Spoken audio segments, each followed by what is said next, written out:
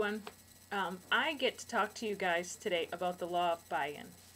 And I want to start by telling you something you may not know about me. But when I was in college, in order to earn some money, I sold knockoff perfumes, like designer brand perfumes or whatever, the knockoffs, on the streets of Boston. And I would carry this bag full of perfumes around and just walk around from business to business. And I had to sell these perfumes that, quite honestly, I didn't really love. I mean, I would use them, but I had a hard time figuring out how to get people to buy these things. And one of the things that I learned in the process was to sell myself. Really, I needed to just help these people understand that I was somebody that they could listen to and trust a little bit. And I only had a very small window to do that. And I ended up being pretty successful by the end of that summer because I learned that if people would trust what I said, then they would more likely buy the perfume. So one of the things I had to do for myself was really test out the perfumes and figure out whether I liked them so that I could honestly say, you know, yep, I would use this one and I would use this one. And I just found I really couldn't sell something I didn't personally believe in. But one of the things I learned on the other end of it was the fact that people were really buying these things because of who I was and not necessarily the product all the time. And so as we think about the law of buy-in, we can think about the fact that you as a leader are really going to have this, you know, we all have vision and we all have dream for what we want to do with our ministries. But you have to remember the leader who forces the vision before they help people see who they are is going to be in trouble. Because the leader will look for the dream or the vision and then find the people. But you have to remember as the leader, the people are going to look for the leader before they listen to your dream. So you've heard people say before, you know, people don't really care how much you say or what you have to say if they don't know that you care. And that's very true with the law of buy-in. People are going to buy into you first as the messenger. But as a leader, there's a process to get to buy-in. So as we think about that process, you know, people are going to look around your ministry and they're going to see, hey, there's problems here or weak spots here, and they're going to see those things. But the leader's going to see them in a different way. The leader's going to see the problem and then the potential. And that's where the dream or the vision comes from. As you start to think about your plan to address the problem, you've got to help the people see the problem and the potential at the same time. As you do that and you start to communicate your vision, you really have to help the people see that you believe in them to be able to accomplish the vision. That's where the law of trust and the law of influence are really going to mingle in here with the law of buy-in. Because really you have to remember as the leader, they're buying into you first and your vision second. So I'm going to take a look at my notes here because I wrote some things down.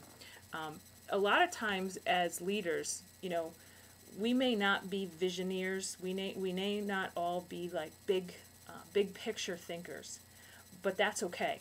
Because if you're a leader in any capacity, one of the things you have to remember about this whole process is there's going to be someone around you who will think big. With the law of buy-in, you want to leverage that person. You want to be able to look for the visioneers, the big picture thinkers, and scoop them in, and then start to leverage their influence. So you can see where the laws here, Maxwell's 21 laws, kind of just integrate with each other. You really can't pull them apart, and all of these principles don't, you know, they can stand on their own, but they really connect with one another. So if as a leader you're developing, you know, your influence and you're developing your trust and respect with folks, the law of buy-in is going to be much easier. But there is something that you have to remember in terms of, you know, you do have to have a plan. You do have to have a big picture of where you want to take people. And you have to help them know that you believe that they can go there with you. So this takes time. You know, the law of buy-in takes time. It doesn't happen overnight. You don't build someone's trust overnight. You don't build their respect overnight. And you certainly don't build a vision overnight.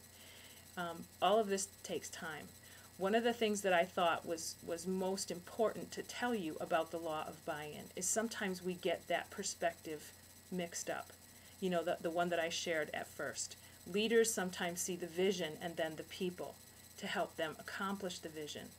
But if that's how you're approaching, your ministry, with the people second and your vision first, that's what people are going to catch. They're going to catch the fact that you're more about your agenda than you are about them. And so you always want to put the program second and the people first. And when you do that, they're going to understand that you really do respect, love, and think that they have the potential to deal with the problem. Because ultimately, you can't do it without them. So if you don't get them to buy in, your vision just sits on a shelf. So that's pretty much what I have to say about the law of buy-in. I hope it helps. And I think for me, honestly, that's one of the first things that I start to look at.